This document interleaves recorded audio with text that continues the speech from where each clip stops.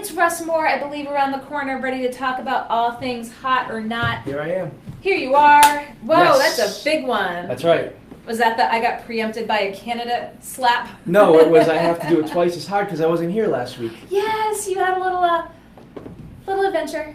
I heard you missed me. We missed you so much. All right. That's We didn't know who was hot or not. We had to go to our computers and actually look at it. And now There I'm was- here to tell you. There was no one here to talk about it, but now we can talk about it. back We in can the do that. We studio. can have some fun. All right. Okay, let's start going down the list. House Minority Leader Patricia Morgan. Sure. I was watching the interview that you did this week with the House Minority Leader, and it turns out that her initial exploration of running for governor went really well, and she took a poll, and it was encouraging enough for her to start to raise money. So she's moving forward, and I like the Minority Leader because she's always been very outspoken about good government issues and other issues. And I think that win, lose, or draw, I believe when she runs for office, it will be a net gain for Rhode Island because she'll bring the issues, the good government issues like fiscal responsibility, to the forefront. And I think that when that enters the dialogue, we can only win. So I see good things ahead for Representative Morgan, so I throw her on the hot list. You know, it's interesting. You know, she's exploring. Joe Trillo's exploring. Yep. Every time we have Mayor Alan Fung here, he keeps pushing off when he's going to make an announcement. Yeah, we know he's running. Sure. Make no mistake. Businessman Gio Feroci. So we know a number of Republicans. What's interesting is the Republican Governors Association has been putting out a lot right now on incumbent Governor Gina Raimondo. Sure. And I see that Patricia Morgan weighing in on that as well. You know, it's August 2017. I think we're going to see a lot more probably this fall because it's a big race.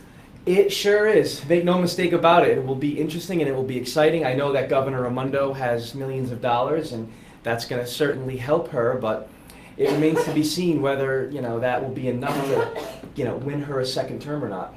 We'll see. We'll be on it here. All right. Let's we go down the will. list. Speaking of elections, recent winner in Ward 3 in Providence, Nearville, a fortune. Yeah, sure. She not only won, she pretty much demolished the competition. I mean, I guess that's not really too surprising in the east side of Providence. I guess it's really Democrat, really kind of liberal. So it's probably not a surprise that she won, but she steps onto the council. It'll be interesting to see what type of impact she has as she finishes out this term, which is, like you said, another year or so, and then when she runs for re-election moving forward. Hopefully she can, be a voice to improve the city. Someone's got to, especially on the council, someone needs to step up and raise the issue of Providence's unfunded liabilities, because we have serious amount of red ink and we're going to drown under it if we don't do something about it. Pretty soon we're going to have to put giving meters off on the sidewalk just to fund our pension systems. I mean, we don't want to... That's on the list, but that's not on the hot list. No, it's not. A little preview for the not hot list. Well, finally, having some resolution in Ward 3, and this is, again, Kevin Jackson's seat after voters recalled him there. Sure. We did see Luisa Ponte step down from the council president seat. So there's just been a lot of turmoil, turnover. It's going to be interesting to see now moving forward. You've got the full slate. We'll see a lot of eyes now on the council to see what happens moving forward. Sure. And it seems like Sabina Matos is going to remain the president too. It doesn't seem like there's going to be any movement there one way or the other. Correct me if I'm wrong. I don't believe. So it looks like we've got some stability on the Providence City Council, and that's a good thing. And now hopefully they can get to work and improve the city. Okay, let's keep going down the hot list here. Speaking of politicians, let's All right. Let's do it. We shall. Representative Pat Serpa. Sure. I really was encouraged. I've been encouraged by the work that Representative Serpa has done as chairwoman of the Oversight Committee. I think she's been one of the bright spots in the General Assembly with her advocacy and her tenacity, holding the administration accountable. Most recently, she was very vocal on social media about the problems at DCYF. I mean, it's one thing when we can't pave roads and we can't fix bridges and we can't do the, things like that. I mean, sure, we drive over potholes, it's annoying, but when we can't take care of the children who are our neediest citizens and are most vulnerable, that's really disgusting. I mean, I can't put it any other way, and I know Representative Serpa agrees, and I'm thankful that she's on this issue and that she's attacking it head on. And I think we should all be thankful for that. So I wanted to kind of give her a shout out, show her some love, and put her on the hot list this week because I appreciate her advocacy. She continues to be very outspoken on the issue of DCYF. Another politician, General Treasurer Seth Magaziner, banking local. Yes, I put Treasurer Seth Magaziner on the hot list because his banking local program seems to be a success. They've made over 150 small business loans. What basically happens is the Treasury, instead of depositing it somewhere else, deposits in local banks, and then it matches loans made out to small businesses. So it's kind of a way to kind of buttress our local economy and give a boon to small businesses in Rhode Island. I think that's a great thing. So I want to show him give him a little credit on that. So he came in, it's only been 6 months. He said there could be a total of 30 million. So I told him maybe we'll see him in another 6 months. Sure. See where things are at then. But General Treasurer Seth And Magaziner. it will be interesting to see where the pension fund ranks with its returns when it's compared to all the other big pension plans in the country.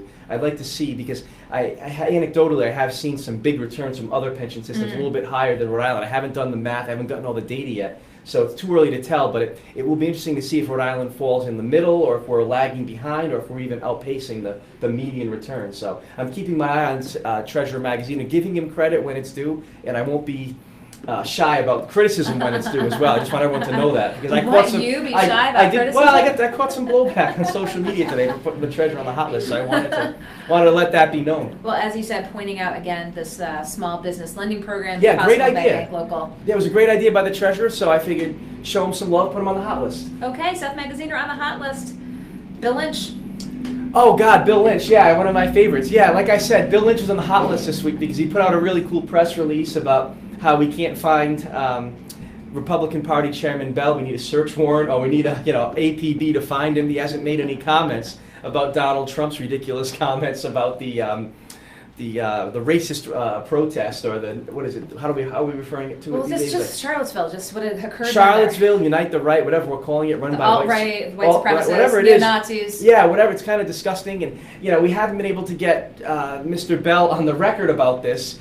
And like Bill Lynch said, it's hard to find him with a search warrant. So only Bill Lynch. He's got a really good sense of humor, and he's really funny, and I like him. And I think as I noted in the hot or not list, Bill Lynch is at his best when he's taking on the Republicans. When he's taking on kind of the young people in the Democratic Party, the progressives, sometimes he doesn't get the best of it the way he does when he fights the Republicans. He had that quip back during the election of Daddy Bell and Baby Bell. Yeah, sure. He can be a little off the cuff sometimes. It's a tough job for Bill Lynch, because he's kind of in the middle. He's getting attacked. He's going to attack the right. He's going to attack the left. So I like Bill, and I wanted to give him a chance and put him on the hot list this week.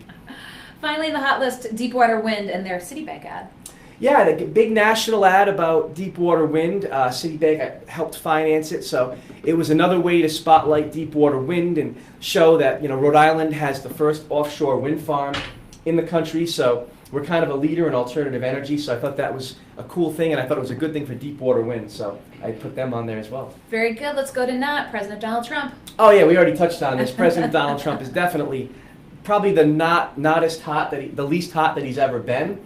I don't know how he could mess up a situation like this. It was so easy for so many other people, Republicans and Democrats alike, to condemn hatred and condemn a rally like that was populated by people with outwardly racist beliefs.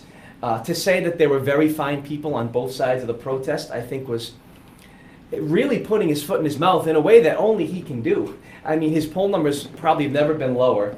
I think that I want to see the president do a great job. I want to see America thrive. I think that the president does have some good ideas, like rebuilding our infrastructure and reforming the tax code. I just wish he could focus on those positive things, getting things like that done, making them happen, instead of standing up for people who attended a rally with so many racist people. I just don't understand what's going on in the president's mind sometimes, and I feel like I'm not the only one. Well, again, I bet it's been a tumultuous week, and you did put GOP Chair Brandon Bell on the not hot list.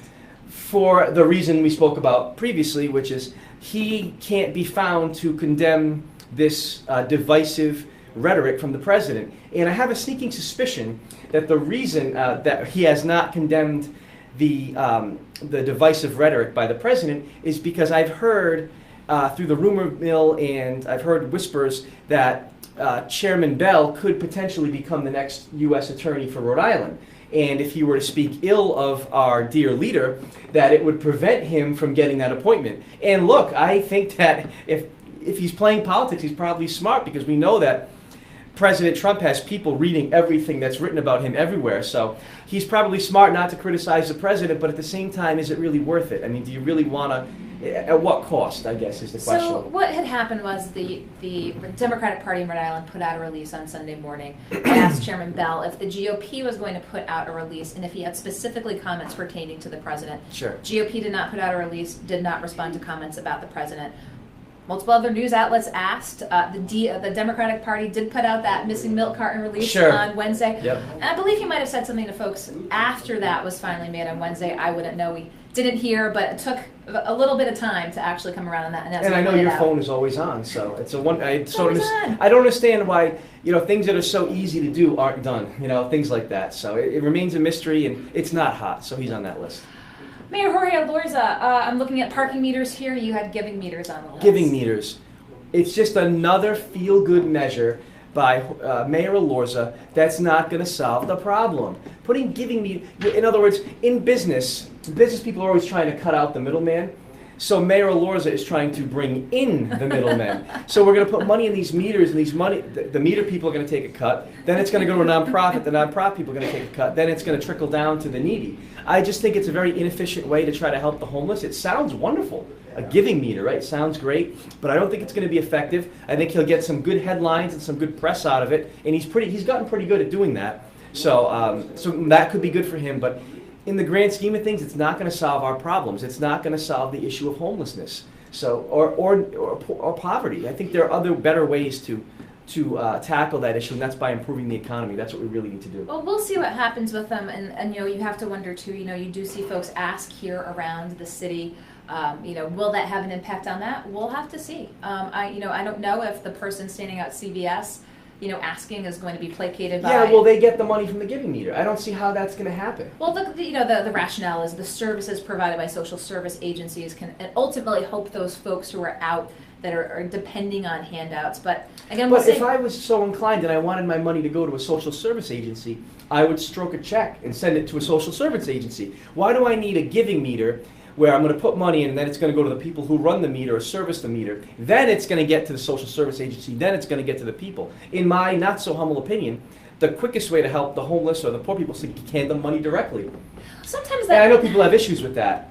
It's a very there's people on all sides of that issue. Yes. The giving meters are interesting. You do go places that there might be cans. You're at a counter somewhere. Sure.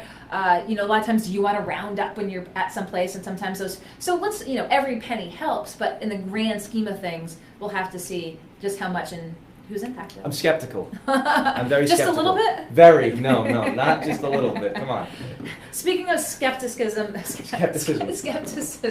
That's right. The award by PR Week going to the Havas staffer involved in the tourism campaign. Yeah, what is going on with that?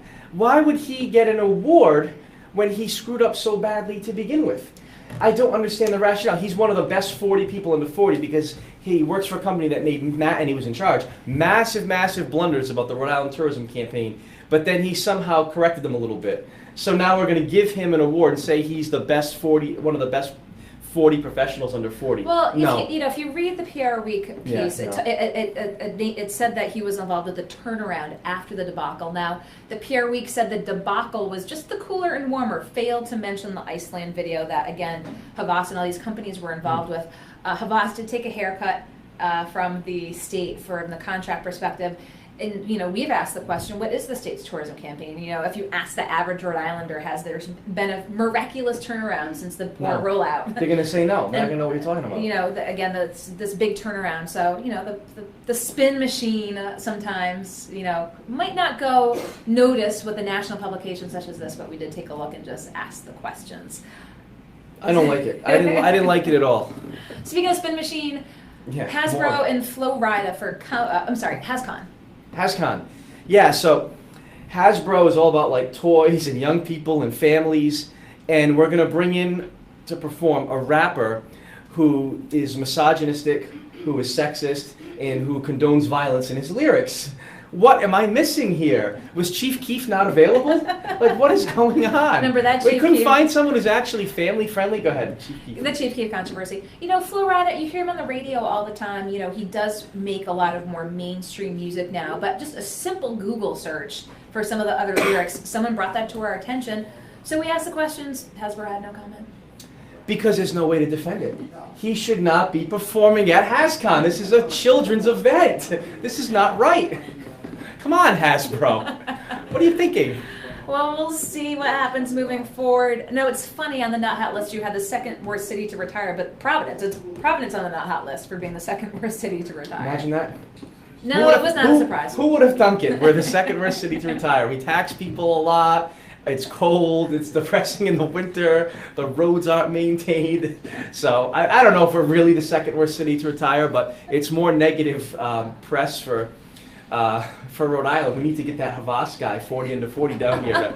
Maybe he can call. Turn it around. Get us to be. Well, he can make us look better. Next He year can shine us. We're going to be the second best city for retiring next year. What does he get? If we put him on it, I mean, he's a miracle worker. And then finally, it wouldn't be a hot or not list if we didn't have a sports team on it. The Yankees. The Yankees are not hot. Look, they have gone on a little bit of a hot streak this week. They've won a few games in a row. But it's just they were out in New York. The Red Sox come into town. They get this big dramatic victory last Friday where they rally in the late innings and they beat the Red Sox and they move within 3 games. So they got momentum, right? So if they win the next 2, they're right there. But alas, that did not happen. They lose the next 2 games. The Red Sox leave New York with a bigger lead than they came in with. And it's just a total letdown for the Yankees fans. So, I don't think a lot are around. There are a lot of Yankees fans. There are a lot of Yankees fans. You're not one of them, so you're not going to shed any tears for them. But no tears. They have won a few in a row, but they're still kind of treading water because the Red Sox are winning. So, right now, it's not a good time to be a Yankees fan, in my opinion. Not hot, not hot. That's right. Ends up the list here, so we'll have to break it down next week. Give me some jellyfish. All right, take care. Russ Moore, GoLocal Contributor. Thank you. Russ Moore, GoLocal Contributor. You read him every Monday with his column, every Friday with his hot or not list. Comes in here and defends his choices, as we like to say. It is